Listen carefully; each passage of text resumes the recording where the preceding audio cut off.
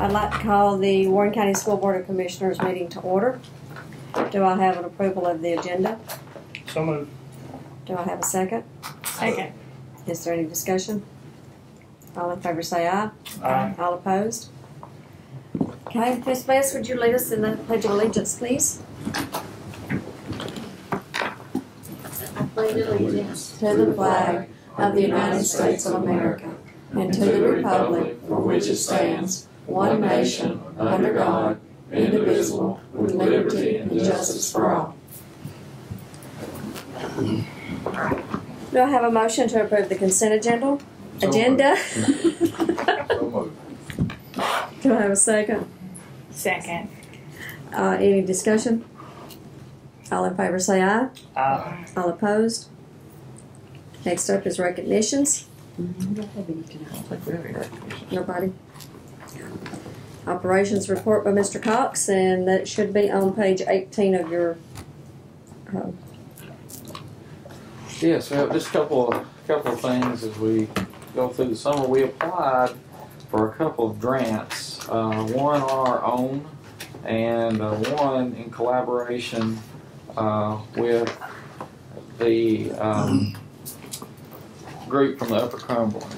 And these were Perkins Reserve grants.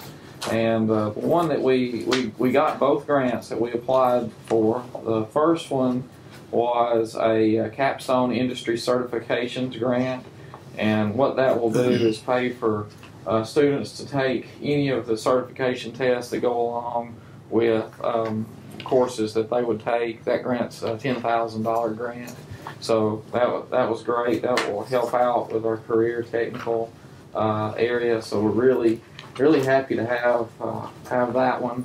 And then the second, I've got that. I may have it into something else.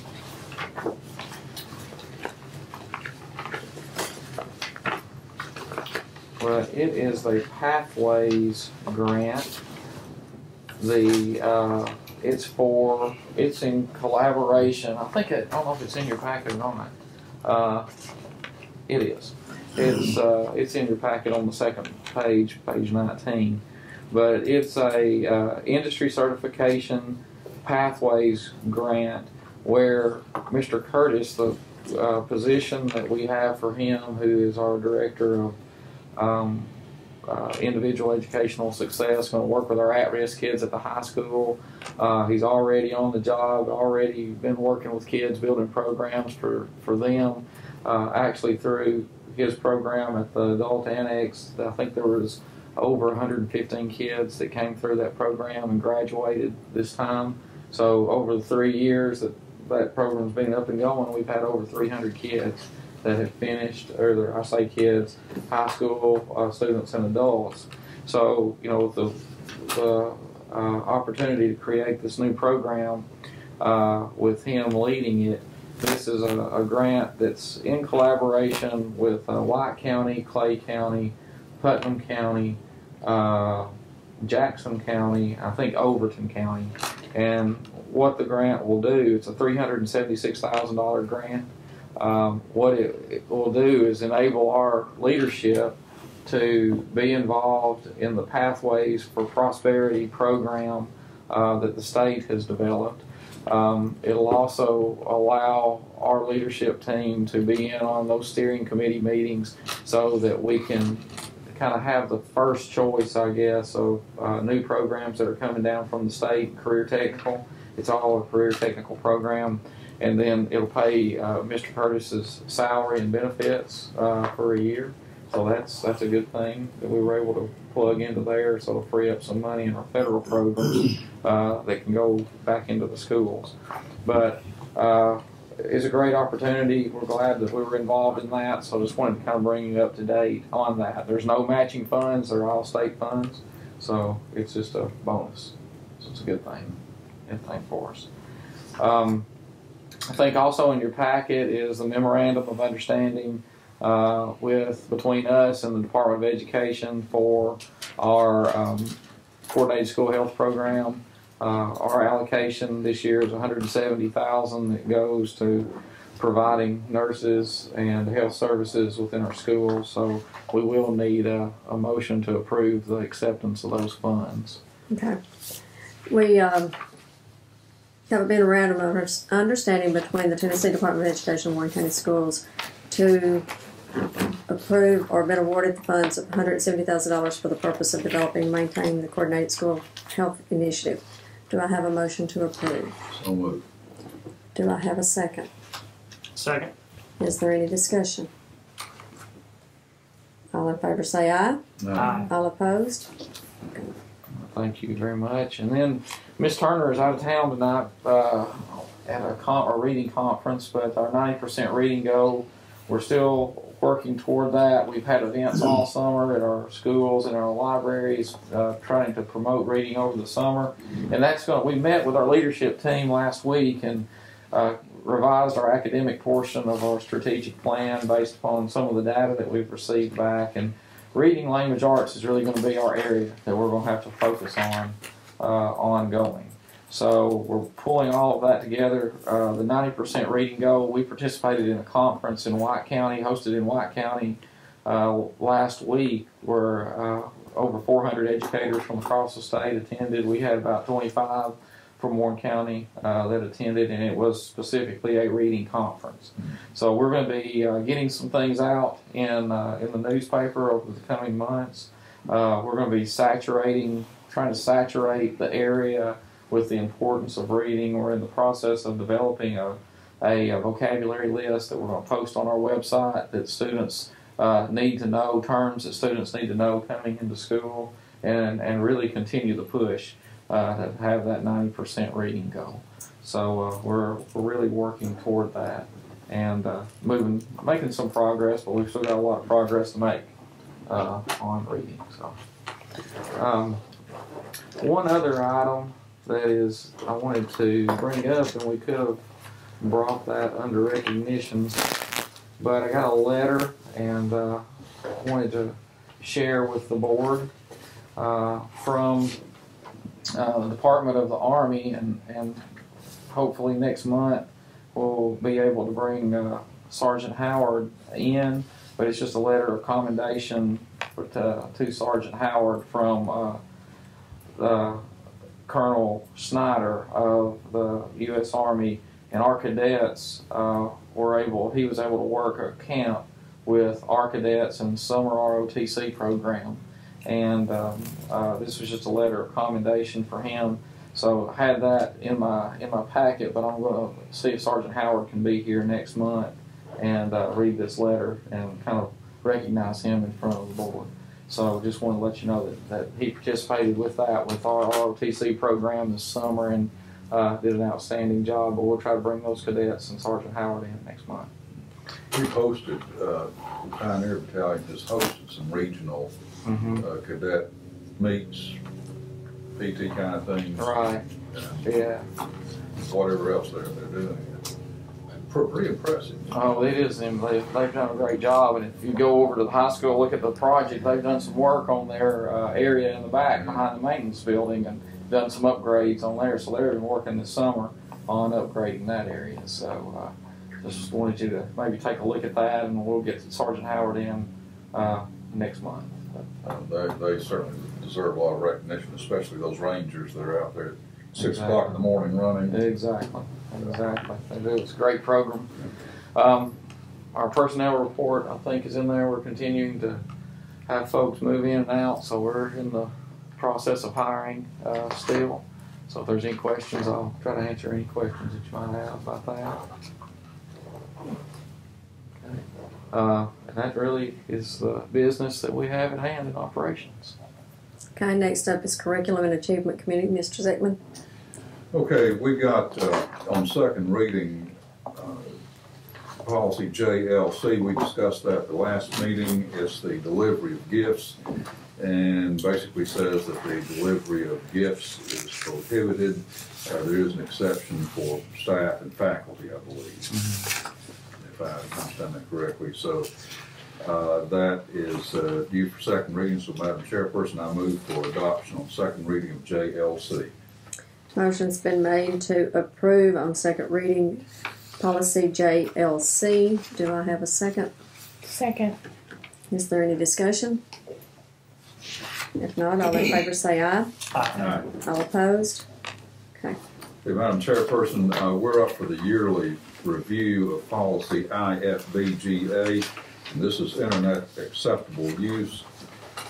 This is something we're obliged to review every year, and I would encourage board members to look at that.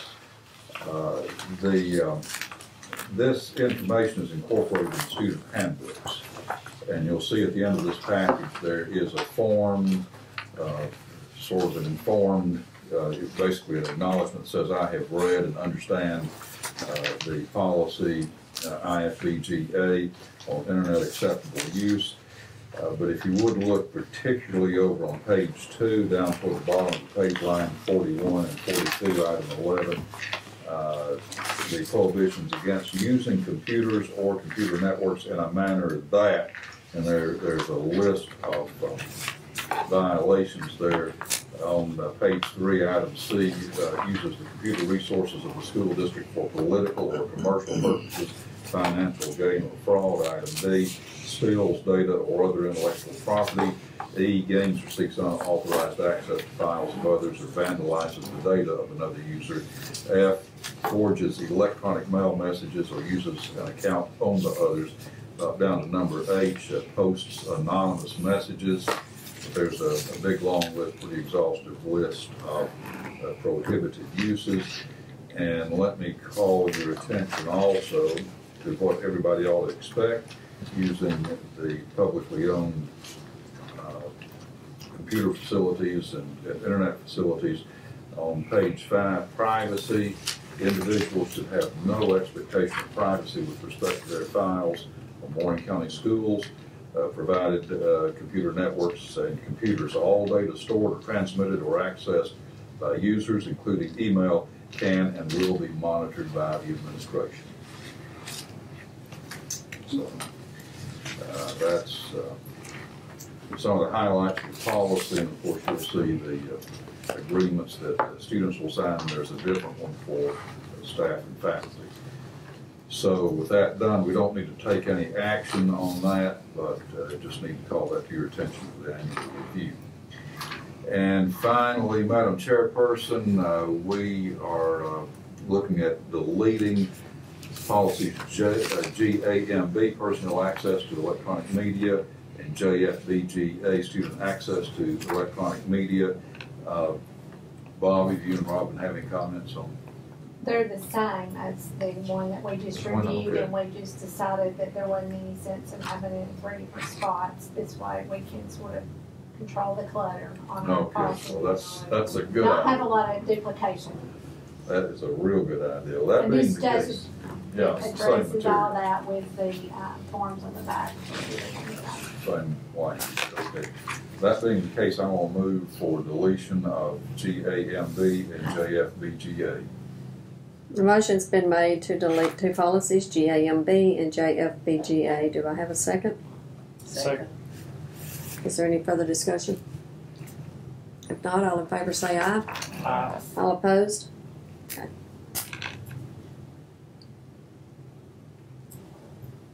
Is that all you have, Mr. President? That's all business for policy and achievement. Okay. Next up is Facilities and Resource Committee. Ms. Bess was absent during committee. So I'm actually going to turn it over to Mr. Cox and let him give the update since he knows more than I do. Okay. Well, we just had a report on the building projects that at Irving College, Bobby Ray, and the high school. Both are progressing. We did have some weather that got in the way a little bit that caused us a few little hiccups, but things seem to be moving forward. I think Mr. Clemo said that by their schedule, we might be just a little bit behind schedule, but we'll probably soon catch up, hopefully.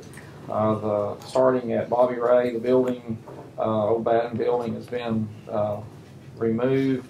We're still leveling the grade currently there. A little bit of work going on the inside of the building with the bleachers on the upstairs part.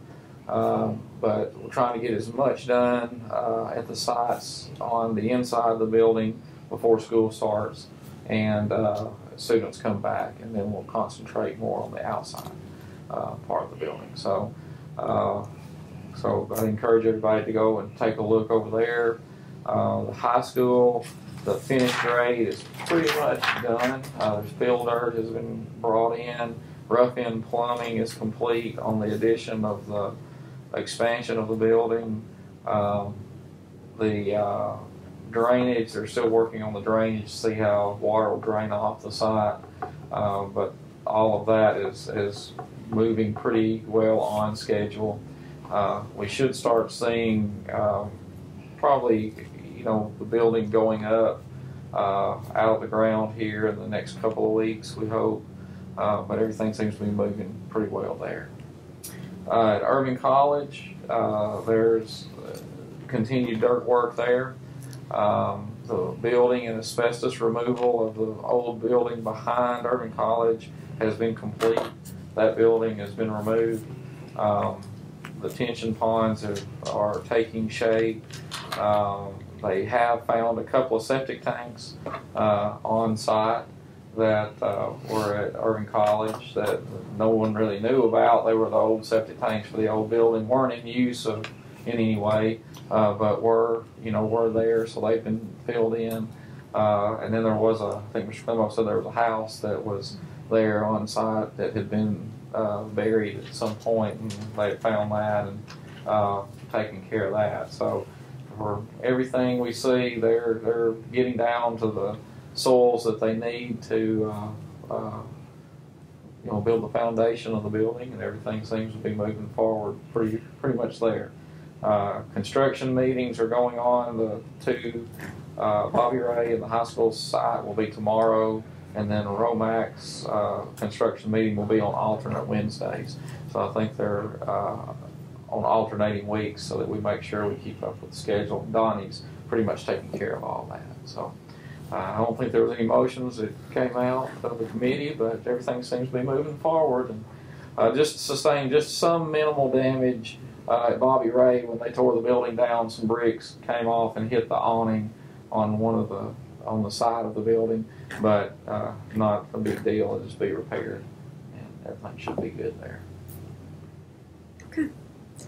Is there any other business or any other committee reports? Any other business that needs to be addressed? Madam Chairperson, I need to get on a report, but this is kind of late breaking news in terms of the Legislative Relations Network with the TSBA. I had a call this morning from State Representative Kevin Dunlap, and he was called into a meeting hosted by the State Department of Education last week. And it seems like the old ghost of the funding formula and the equity between the richer and the more economically disadvantaged school districts has come up again. If I understand it, now I may be connecting the dots that aren't actually there, but I believe that the state's chief consultant on fiscal matters, Dr. Fox at the University of Tennessee, has basically suggested that the state move to a different kind of funding model. What we've been dealing with traditionally is what's called the TACIR, T-A-C-I-R model, that recognizes in the state funding, the state contribution toward local school districts, the extent of economic hardship in a community measured by poverty rates. The competing model, the newer model, the CBER, takes a look at basically kind of a flat, clean sheet funding on a per pupil basis. And while that certainly has, you can argue that has advantages, if that model is actually implemented fully, counties like Warren County are going to be considerably disadvantaged. And I also talked to Lee Harrell today, and he's kind of come to the same conclusion. Since 2007, the state has operated with a blended model, 50% TACIR, 50% CBER. But if I understand it correctly, the move in the legislature, there may be some movement in 2016 to move over to that CBER model that is favored by the wealthier, our more fortunate neighbors elsewhere in the state. let me give you a little example of what I'm talking about. Statewide, now these are 2012 figures, and I think the relative numbers have not changed appreciably. But statewide, per pupil funding was $9,123. The local share of that was a little over 32%. Okay, in Warren County, which has an economically disadvantaged rate of over 66%, and you can get that from, well, we don't do the free and reduced lunches like we used to since we're on community eligibility program. But if you research that, we're at 66%. Our local contribution out of local taxes is a little less than 24%. The state is picking up over 60% of the funding for Warren County. Let's go over a few zip codes to the west, okay, to one of those wonderfully blessed counties, Williamson County, which has some of the wealthiest zip codes in the nation. Their pupil expenditure is not that much different from Warren County's, which might surprise you. It's $8,436, about $100 more than Warren County, and that, you know, I think that's a bit of a surprise because they have the capacity to do a lot more funding. But their local share of that $8,400 is 55.5%. Compare that to Warren County's share of a little less than 24%. So their local effort is more than twice what it is in Warren County. Okay, now that is as a consequence, of course, that's a consequence of local political decisions and the kind of value that local elected officials and policymakers put on pre-K through 12 education. Williamson County, but the other big factor is the funding model, okay? The economically disadvantaged percentage in Williamson County is 12.4%. Compare that with Warren County's 66%. So you see a huge difference in the economic profile. You also see these funding differences showing up in student achievement. Williamson County, here again, this is 2012 numbers. Composite ACT was 22.9%, and we're kind of rejoicing to be over 18%. So we've got 18 on ACT. So we got, I guess you might say this is an opportunity-rich area because we've got room to grow. Okay. I think that, and the reason I'm going over these figures is because I think that probably this board needs to make a statement in the form of a resolution going to the TSBA, and I don't have the wording for it because this discussion just came up this morning, but basically opposing any kind of move in the changing the funding formulas that would create disadvantages for counties like Warren County. You know, we're already economically disadvantaged over 66%. We don't need further handicaps.